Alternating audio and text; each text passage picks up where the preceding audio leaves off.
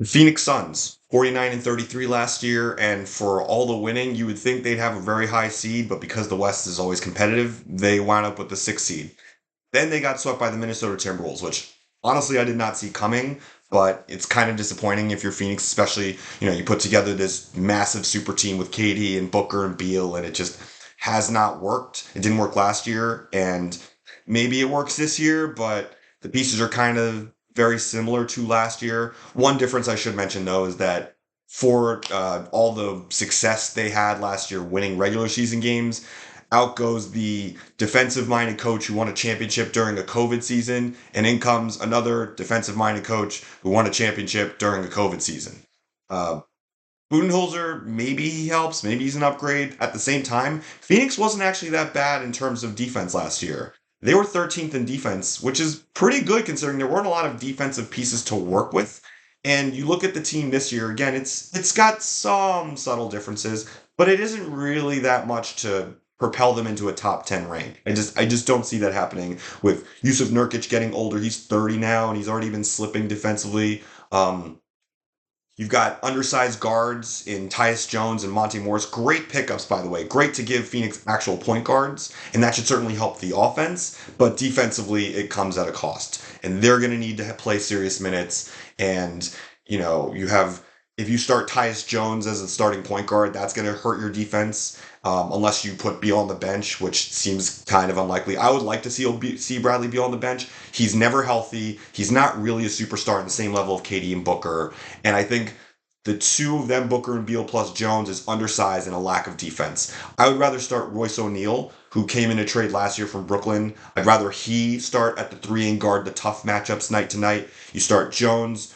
Booker, O'Neal, KD, who can help defensively, sure, and Nurkic. That's your starters. Beal off the bench, Monte Morris off the bench. Another again, like great for like assist to turnover numbers, great backup point guard, but not the best defensive guy. Ditto for Tyus Jones. He tries, but he's undersized, and it's just that's how it's going to be. So if you're Mike Budenholzer, good luck getting a higher rank than that. And then on the offensive side of the ball, Phoenix finished 10th. And actually, they were really good against top 10 defenses. They ranked third against top 10 defenses in terms of points per possession, which is pretty good. On the flip side, I will, however, say they weren't good in the clutch. And I don't understand why Phoenix is bad in the clutch. Doesn't really make sense to me, but maybe they get better this year with proper point guard play, less turnovers, that sort of thing. So I don't know what Budenholzer is going to do aside from, he doesn't have the same pieces like defensively that he had in Milwaukee in Atlanta. So what's he going to do there?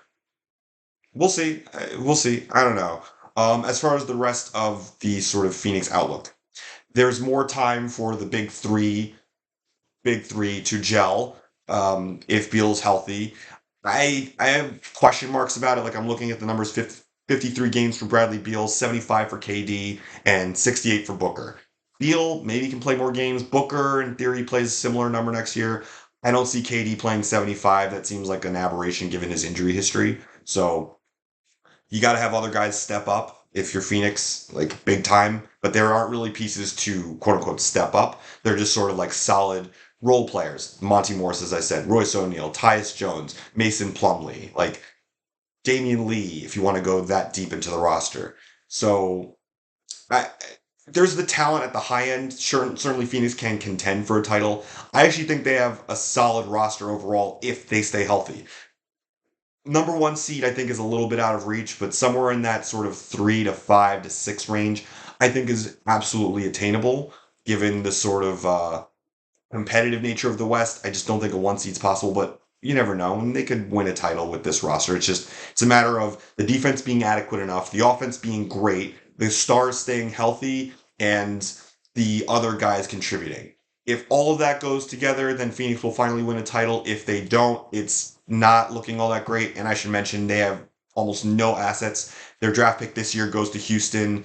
They're a second apron team. It's hard to sort of make moves midseason when you have these new CBA restrictions, but maybe they get lucky with some sort of trade midseason.